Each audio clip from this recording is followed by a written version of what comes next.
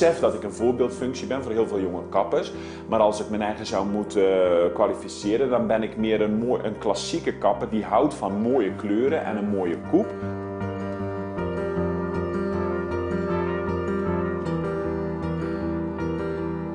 Mijn werk houdt in dat ik allereerst artistiek directeur ben van Burnies. Dus dat is mijn bedrijf wat ik samen met mijn partner doe.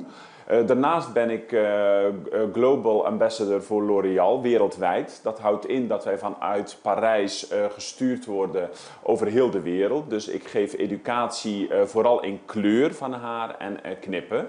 Dus dat houdt in dat ik over heel de wereld seminars geef, van Azië tot Rusland tot Europa. Ik ben eigenlijk al op heel veel verschillende plaatsen geweest.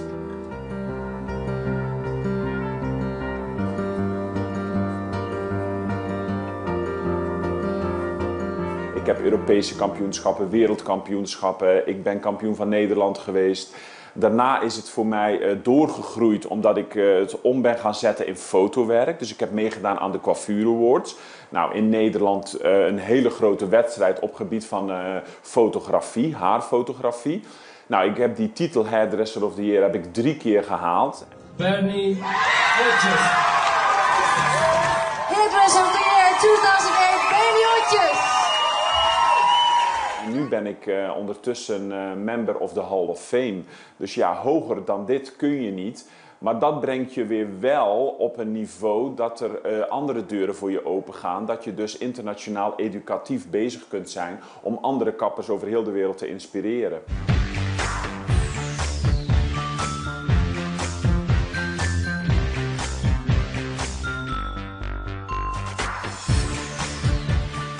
Ik zeg altijd maar, er zijn maar weinig kappers die echt de X-factor hebben in het gevoel. En ik denk dat dat heel erg belangrijk is als je echt je eigen wilt profileren als wat ik doe natuurlijk, internationale kapper die heel veel shows doet. Ja, je moet gewoon de passie voelen en ik denk dat dat heel erg belangrijk is in je vak.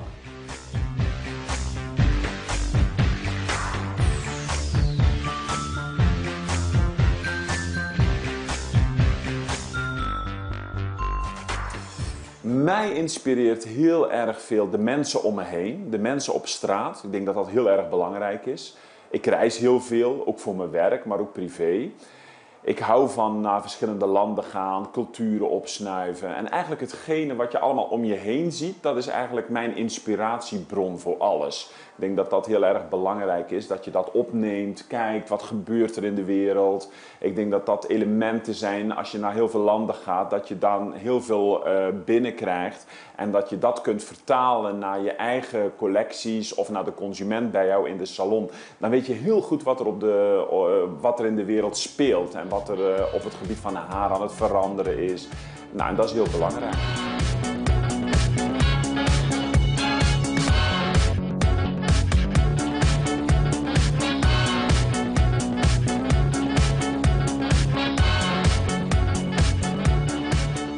De beelden die jullie gemaakt hebben tijdens de presentatie van de L'Oréal Color Collectie is natuurlijk langs de ene kant de commerciële collectie die ik gemaakt heb. Dat zie je ook heel duidelijk. Hele mooie draagbare kapsels en die ik gemaakt heb op kleur en op styling. Maar daarnaast zie je ook altijd een inspiratiebeeld. En dat zijn die updo's, het haar wat omhoog gaat. Maar dat zijn inspiratiebeelden. Dus het mooie van zo'n showwerk is dat ik altijd tijdens een show een commercieel blok laat zien. Waarin heel duidelijk de link naar de consument gemaakt wordt. En langs de andere kant geef ik een inspiratiebeeld waarin ik me eigen een beetje laat gaan. Waarin ik gewoon mooi haar laat zien in het inspiratiebeeld wat ik denk dat bij de collectie past.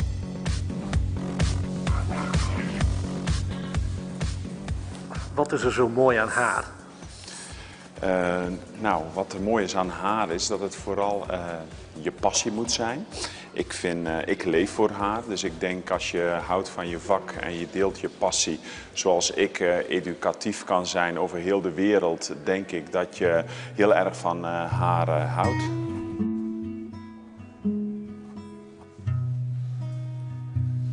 Het voelen van haar, dat is met kleur precies hetzelfde.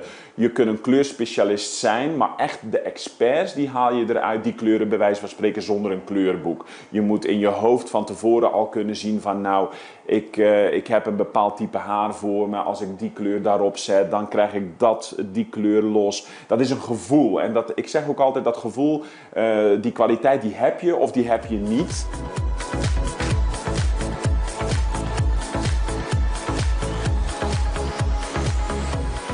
Ja, ik heb een heel druk leven en vooral op dit moment, het laatste half jaar, heb ik heel veel in het buitenland gezeten. Ik heb voor L'Oréal Nederland heel veel educatie gedaan. Dus ja, je hebt een heel druk leven. Soms is het 7 op 7 dat je werkt en ik heb nu bijvoorbeeld 4 weken aan een stuk iedere dag gewerkt. Dus dan hakt het er wel in. Maar ja, de liefde voor je vak houdt je overeind en ik denk dat dat ook heel erg belangrijk is.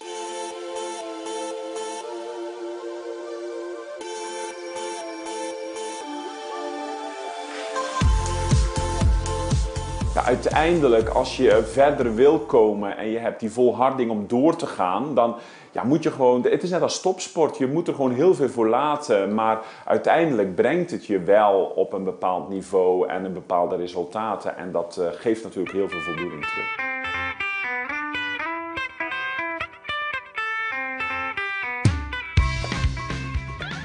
Ik woon in Zeeuws-Vlaanderen en ik woon hier heel erg graag. Ik heb al heel vaak de kans gehad om naar Amsterdam te gaan, naar Parijs te gaan wonen. Maar uiteindelijk vind ik ook de balans die je moet vinden tussen het hele drukke werk en je privéleven is wel dat ik altijd nuchtere Zeeuw blijf. En dat ik altijd weer heel erg blij ben dat ik weer terug, als ik in het buitenland ben of in Amsterdam werk, dat ik gewoon weer lekker naar Zeeland kan. En ja, ik heb hier gewoon mijn rustpunt. En ik denk dat het heel erg belangrijk is als je op zo'n hoog niveau werkt, dat je die balans wel heel goed in je leven weet te houden.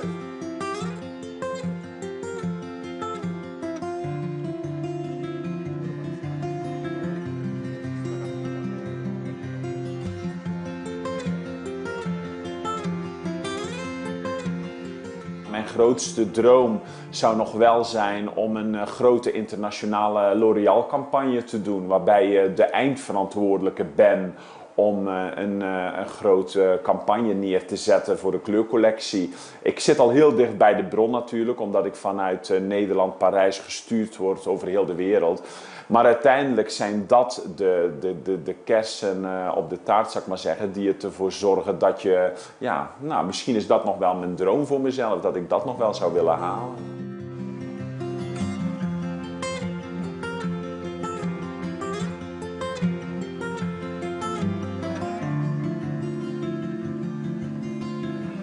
Ik denk, zo ver vooruit denken is nooit altijd goed, denk ik. Dus ik blijf daar ook weer een nuchtere Zeeuw in, dat ik het stap voor stap doe en ik zie wat er op mijn pad komt en ik geniet daarvan.